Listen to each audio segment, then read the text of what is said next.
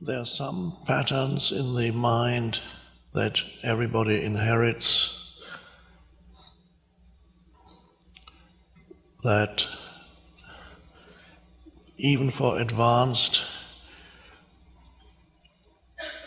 presence practitioners like yourselves can still reassert themselves.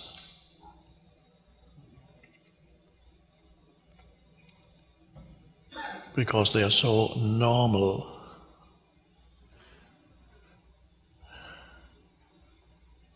By the way, my definition of normal is insane, as you probably know.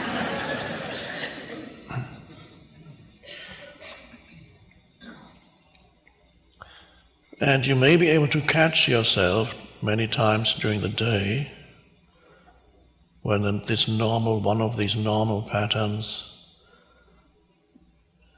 reasserts itself. And of course, one of the most prevalent patterns is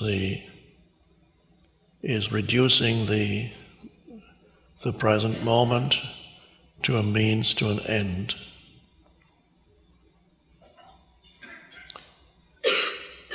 It could be a simple thing like you get up in the morning and you're getting ready to go to work. What is the quality of your doing during that time of getting ready to go out?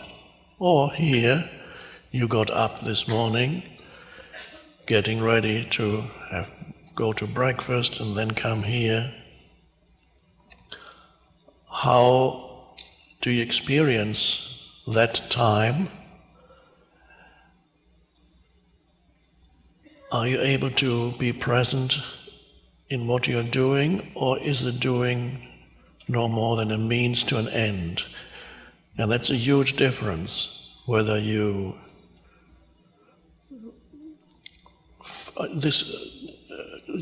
fold your pajama after and put it on your bed. Do you give it attention? Is it a pleasant thing to do? Do you acknowledge the being of this pajama and feel the texture and give it some loving attention and then you put it away? Or is it, what's the next thing and the next and the next? Because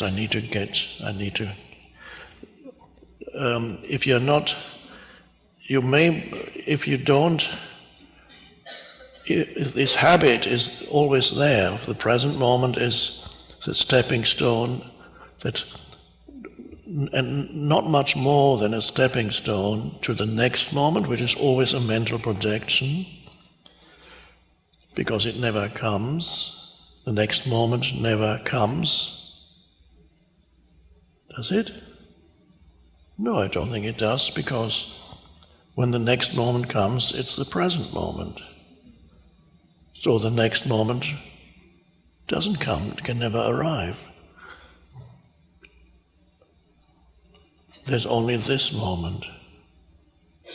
But if your habit is to treat this moment most of the time as a means of getting to the next moment, so not being fully in it, but mentally being somewhere else, and then so the basic attitude is, I just need to get this moment out of the way. Then I will get to a better one. And that is a very deep-seated pattern that prevents you from being present. But it's only when I voice it like this that it becomes apparent to you, because otherwise you won't even see it, because it's so normal to live in such a way that unconsciously you don't tell yourself in your mind that I just need to get this moment out of the way because the next one will be better. That is an unspoken and unconscious assumption behind what you do. And it's not only, people also treat entire life periods in that way. Then it's not only, of course, most fundamentally the present moment, but they also treat entire chunks of their life in that way. For example, you're waiting for the weekend, so it's only 2 more days of having to go to work, and then there comes, or you're waiting for something else.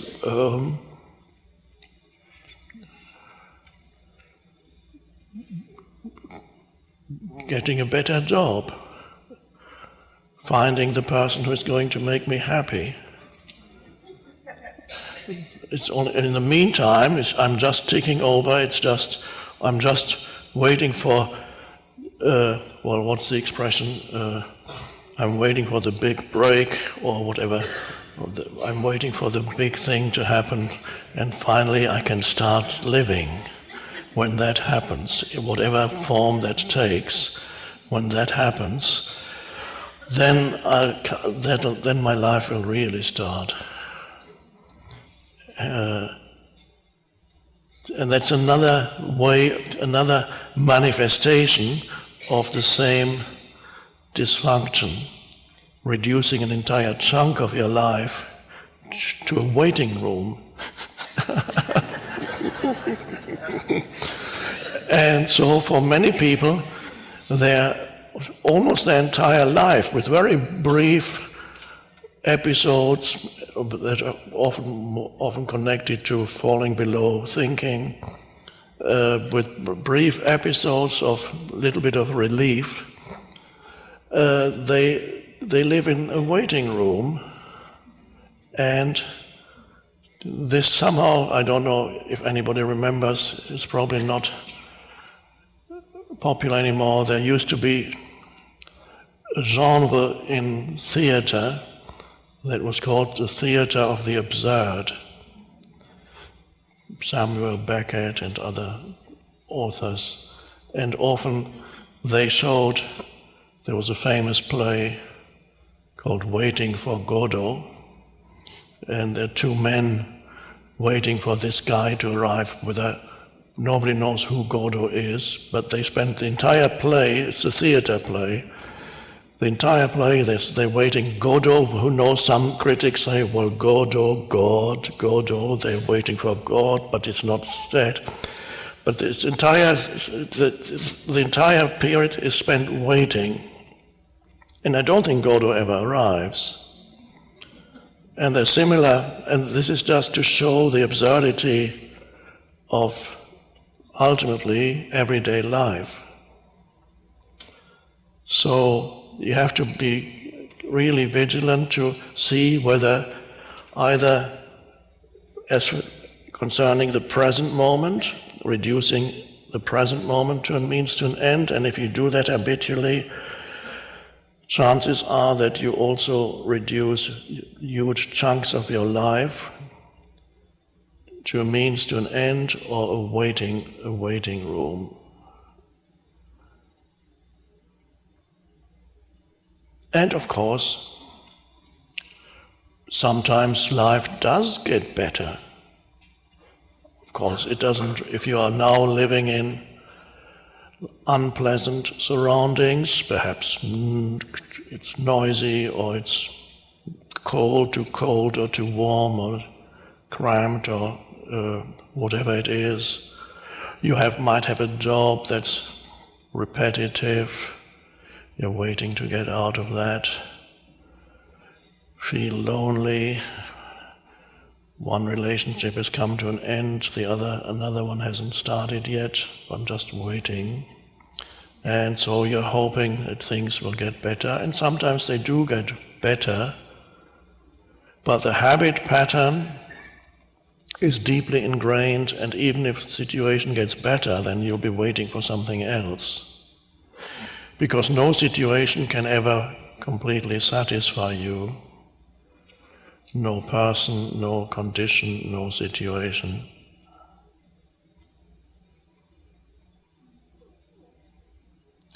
Waiting for retirement. I can maybe take early retirement, and then what? Play golf, lie on the beach.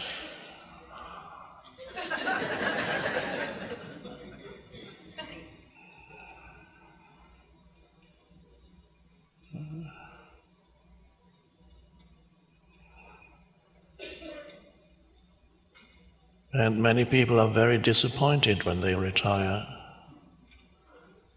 and don't know what to do with themselves, and they lose their sense of identity, it was always a false sense of identity because it is derived from their function. But at least they had a false sense of identity, and now they don't have any, and they don't know the possibilities of human life.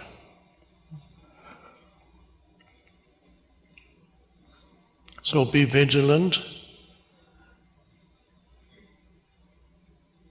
If you feel that an improvement is highly desirable in your life situation, that's okay. But it's much more likely to happen if you give more attention to the present moment rather than trying to get away from the present moment or denying it, always making it into a means to an end.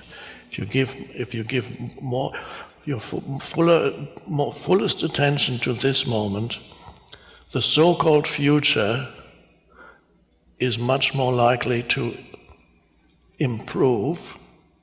The so-called future, because there is no future. When it comes, it's the present moment. A little strange paradox, a different